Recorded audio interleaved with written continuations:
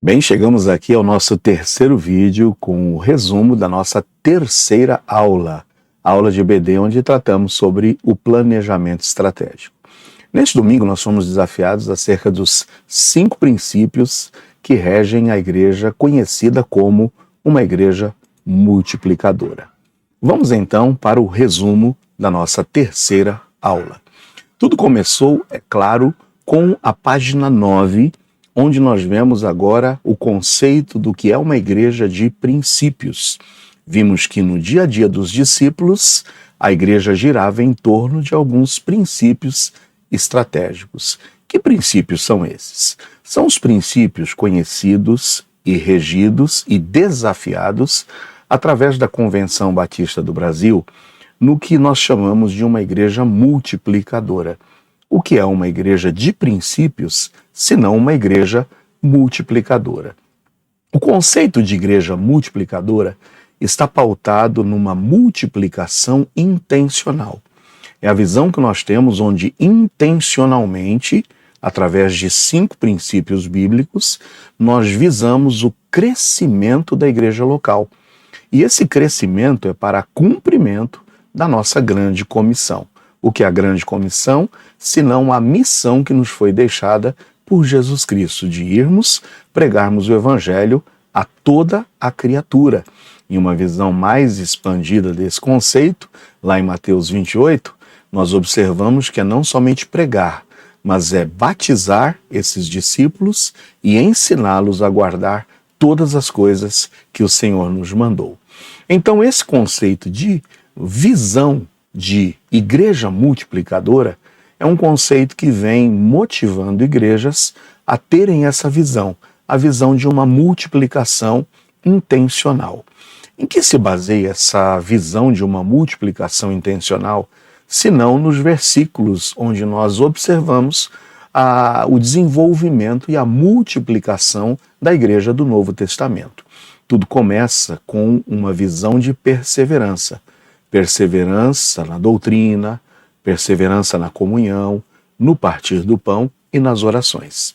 Esse conceito de perseverança, ele se desenvolvia em algumas atividades. E quais eram essas atividades? As atividades que vão aí alicerçar esses 5 princípios, que são os princípios desafiadores de uma igreja multiplicadora. Veja que havia uma intencionalidade.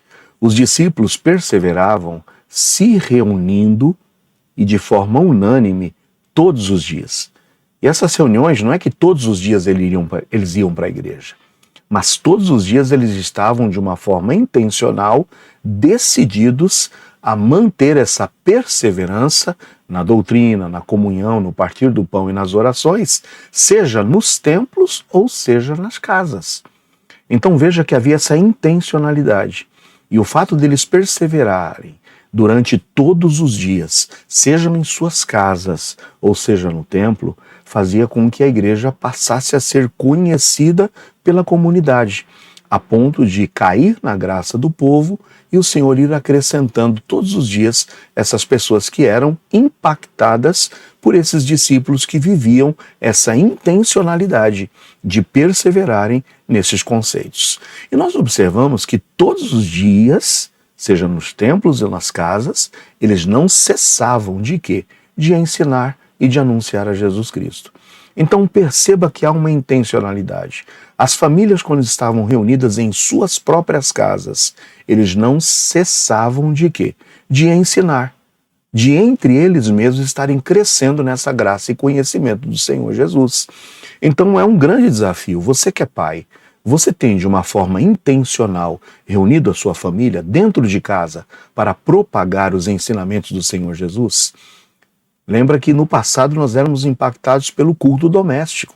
Você tem promovido esse tempo de ensino, esse tempo de oração na tua casa?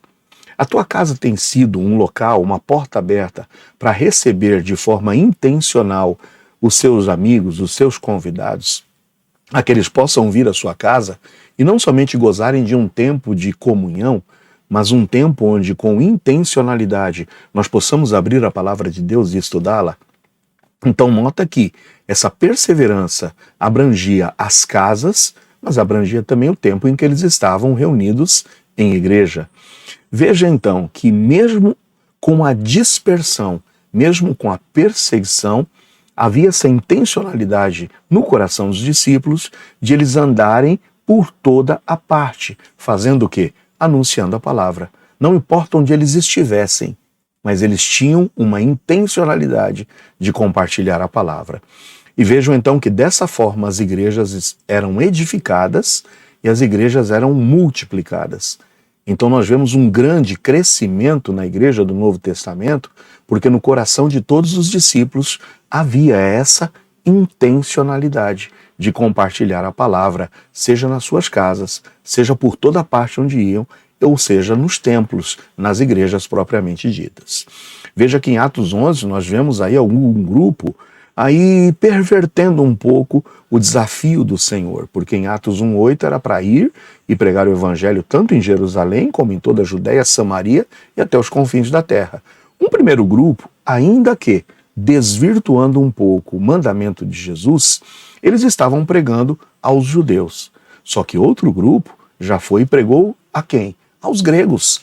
E nós vemos então que grande número começa a crer e se converter ao Senhor. Mesmo nesse movimento intencional de compartilhar a palavra por toda parte, nas casas e nos templos, não somente a judeus, mas agora também a gregos, leia-se gentios.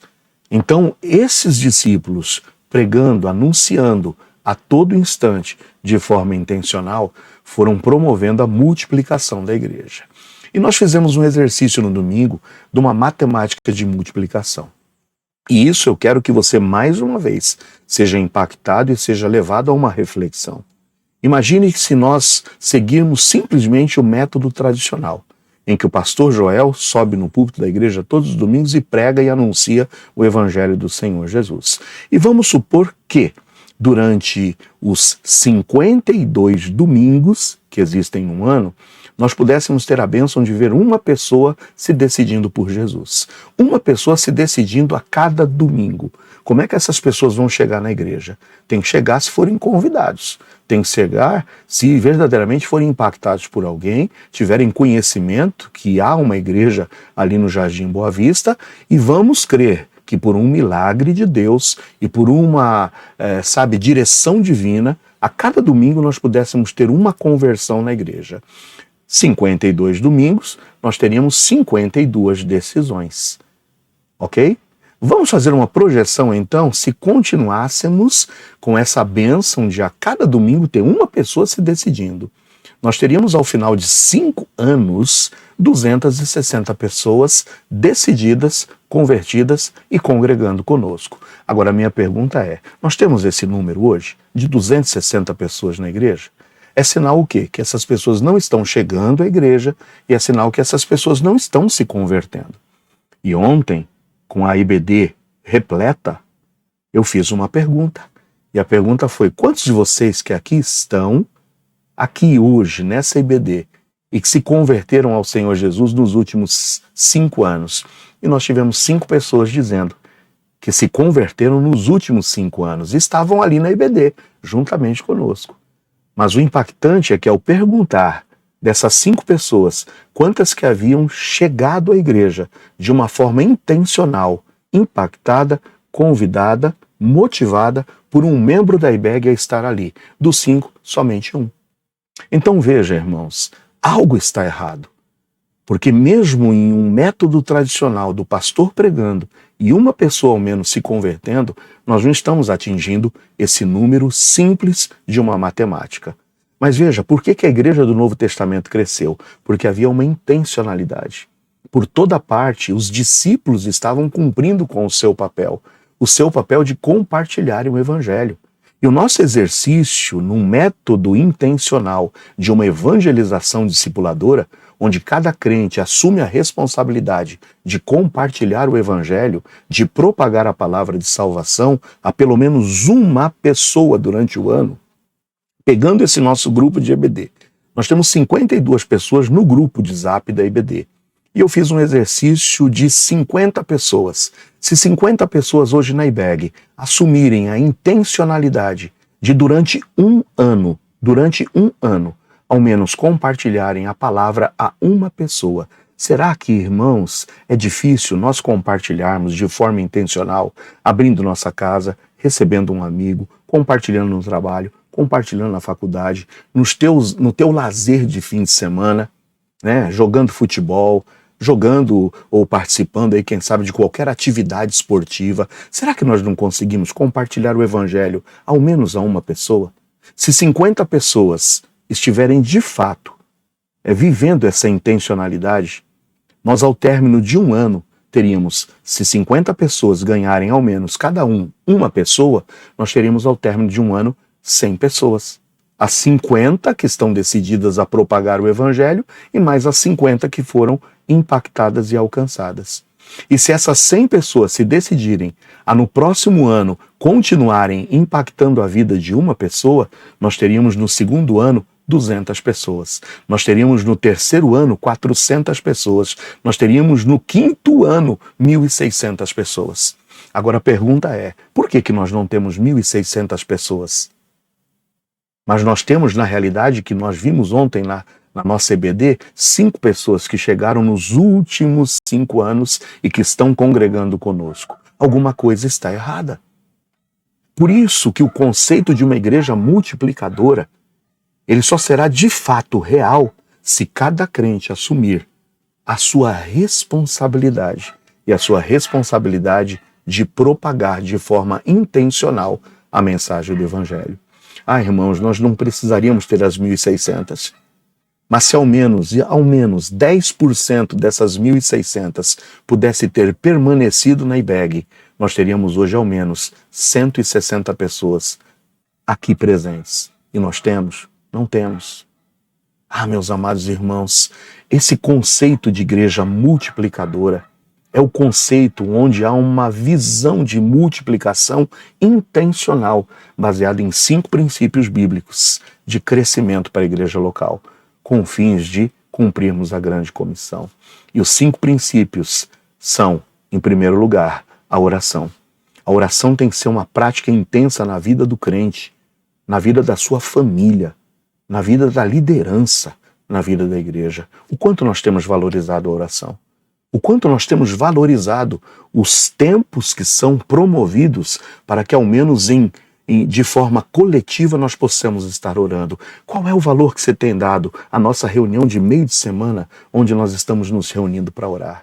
Se a oração não for uma prática intensa na vida de cada crente, na vida de cada família da IBEG, na vida da liderança da IBEG, na vida da igreja como um todo, nós não chegaremos a parte alguma.